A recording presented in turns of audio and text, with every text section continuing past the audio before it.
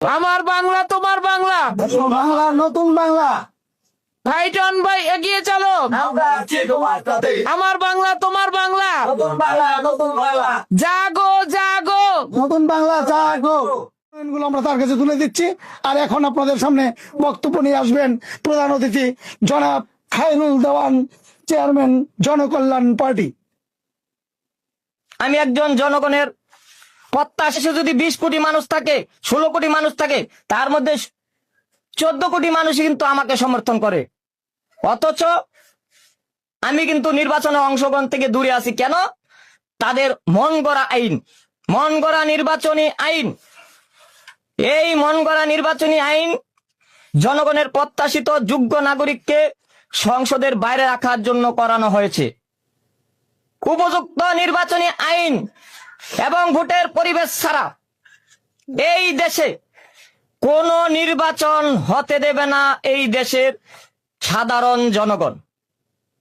নতুন বাংলা সাধারণ জনতা জোট এবং সাধারণ জনগণ উপযুক্ত নির্বাচনী পরিবেশ এবং উপযুক্ত নাগরিকের নির্বাচনে প্রার্থী হওয়ার সুযোগ তৈরি করতে না পারলে জনগণ নির্বাচনে যাবে না।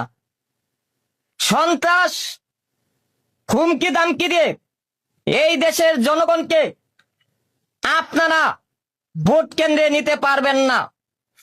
আমরা পল্টনের রাজপথ এখনো ছাড়িনি। ছাত্র এবং জনতা মিলে আবার পল্টনের রাজপথে নামবো।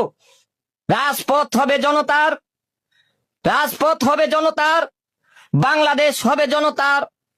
গণতান্ত্রিক ভোটের উপযুক্ত পরিবেশ তৈরি করার জন্য আবার জনগণ মাঠে নামবে এবং আমাদের ফাইটন ভাই সহ আমাদের যোগ্য নাগরিকরা যারা নির্বাচনে প্রার্থী হতে চান, যাদের আমরা ভোট দিব, যাদের মনে করতেছি যে আমাদের তারা যোগ্য প্রতিনিধি, আমাদের অধিকার আদায় করবে যারা, তাদের নির্বাচনে প্রার্থী হওয়ার সুযোগ না করা পর্যন্ত আমরা সাধারণ জনগণ ভোট কেন্দ্রে যাব না।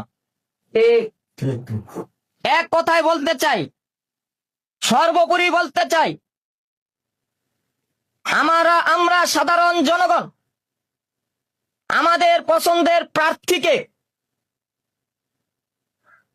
নির্বাচনে ভোট প্রার্থী হওয়ার আগ পর্যন্ত আমরা ভোট কেন্দ্রে যাব না। কারণ আমাদের পছন্দের প্রার্থীরা আজকে নির্বাচনে প্রার্থী হইতে পারতেছে না। আমরা ভোট দিব কাকে? আমরা কি চোরকে ভোট দিব? আমরা ডাকাতকে ভোট দিব? আমরা দুর্নীতিবাজকে ভোট দিব? আমরা